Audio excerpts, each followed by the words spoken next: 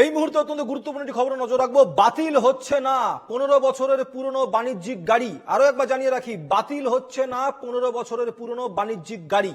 হাইকোর্টের পর্যবেক্ষণে স্বস্তিতে পরিবহন শিল্পের সঙ্গে যুক্তরা। বছরে দুবার করে ফিটনেস সার্টিফিকেট করাতে হবে, পরীক্ষায় পাশ করলেই শহরের রাস্তায় চলাচল করতে পারবে বাস। এই বিষয় নিয়ে বাস মালিক সংগঠনের দীর্ঘদিনের দাবিতে নীতিগতভাবে রাজ্য পরিবহন দপ্তর সম্মতি জানিয়েছিল আগেই। অবশেষে সেই যুক্তি মেনে নিল কলকাতা হাইকোর্ট। বিস্তারিত জানতে চলে যাবো দেবিকা মজুমদারের কাছে। দেবিকা, 15 বছরের পুরনো বাস বাতিল হয়ে যাওয়ার যে পরিবহন দপ্তর থেকে নির্দেশিকা জারি হয়েছিল আগে, সে নিয়ে কিন্তু যথেষ্ট চিন্তায় পড়ে গেছিলেন বাস মালিকরা। আপাতত হাইকোর্টের এই সিদ্ধান্তে তারা কিন্তু স্বস্তিতে।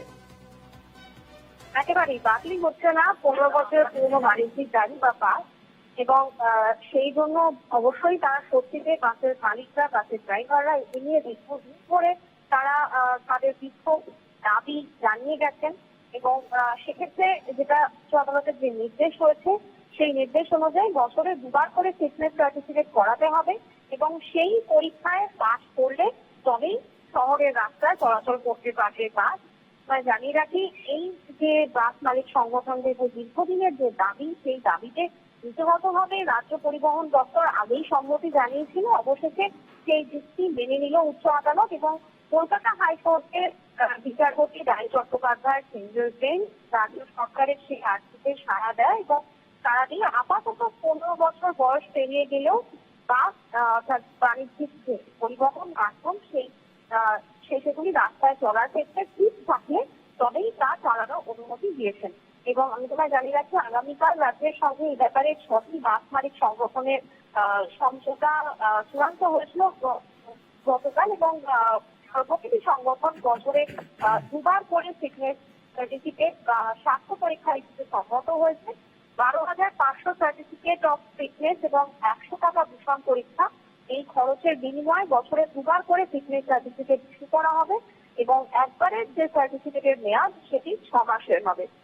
এক্ষেত্রে উল্লেখ্য যে এবছরের শুরু থেকেই জানা গিয়েছিল যে বেপরোয়া বাসের যে চালকদের নজরবন্দি করার যে বিষয়, সেই বিষয়ে সিদ্ধান্ত নিয়েছিল পরিবহন দপ্তর, এবং সেক্ষেত্রে চালু করা হয়েছিল যাত্রী সাথী অ্যাপ, এবং শহরের 10টি রুটে আপাতত পরীক্ষামূলক ভাবে যাত্রী সাথী অ্যাপ চালু করতে চায় পরিবহন দপ্তর। সেক্ষেত্রে সরকারি বাস তো বটেই, যেগুলো অ্যাপ নির্ভর যে ক্যাব, সেক্ষেত্রেও ট্র্যাকিং এর আওতায় থাকবে, এবং সরকারি বাস এবং মিনি বাসকেও সেক্ষেত্রে ট্র্যাকিং এর আওতায় রাখা হবে।